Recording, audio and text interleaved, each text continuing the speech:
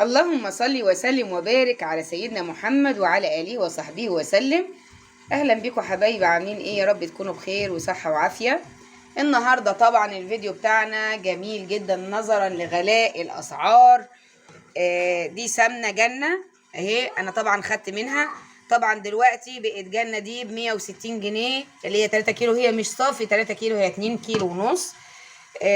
بس عندنا بقى طبعا الزبدة الكيلو ب150 جنيه. طبعا غلاء فاحش للأسعار. طبعا عشان نتخطى المرحلة دي عايزة تاكلي زبدة أو تاكلي سمنة بلدي، احنا هنعملها مع بعض بسهولة خالص. ده ايه اللي جنبينا؟ ده لبن، شايفين الوش بتاعه؟ شايفين قشطة جميلة جدا. ده كيلو لبن جاموسي. اللبن الجاموسي انا بحبه جدا، بتبقى القشطة بتاعته حلوة كده وكثيفة. اوريكم بالمعلقة. ايه ده اهي، شايفين القشطة بتاعتنا؟ بسم الله ما شاء الله، جميلة جدا. طبعا انا هستخدم ايه الاول؟ هفكك السمنة دي واحطها في حلة عندي، وبعد كده نشوف هنعمل ايه مع بعض. ايه ده حبايبي، السمنة بدأت ان هي تسيح معانا. طبعا على هنا اللبن احطه في حلة بحيث ان هو يسخن على بال ما ايه، على بال ما السمنة بتاعتي تسيح خالص، عشان تبدأ بقى. شايفين القشطة على الوش ابتدت تسيح كده في اللبن. طبعا طريقة جميلة جدا وانا جربتها قبل كده. هتفيدكم وهتنفعكم، بدل ما طبعا انتوا عايزين نفسكم تجيبوا سمنة وطبعا الاسعار غالية ومولعة. لا، اعمليها في البيت كده، هتلاقي طعم الايه، الزبدة الفلاحي فيها ان شاء الله. وعندي هنا طبق قشطة عندي، هحطه برضو على اللبن عشان يسيح معاه.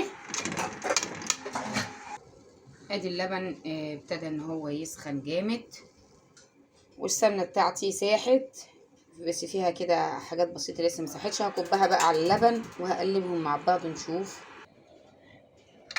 ادي حبايبي هنا ابتدت طبعا السمنة هي ساحت وفي وسط اللبن كده. هسيبها بقى تفضل تغلي تغلي على نار هادية لغاية ما تشم ريحة السمنة البلدي فيها اهو. شايفين ان اللبن ده بيبقى في الزبدة اللي هو اللي بيعمل المرتة.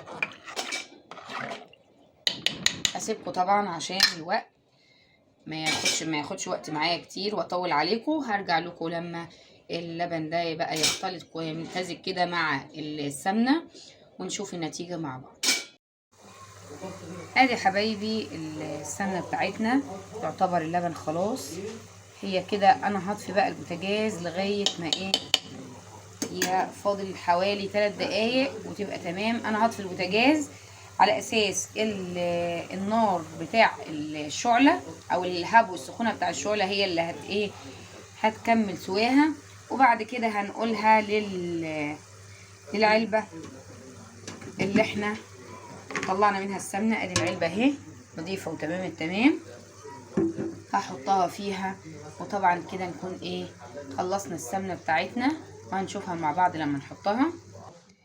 ادي حبايبي السمنة بتاعتنا حطيتها، طبعا الاضاءة عاملاها وهنشوفها بعد ما تجمد.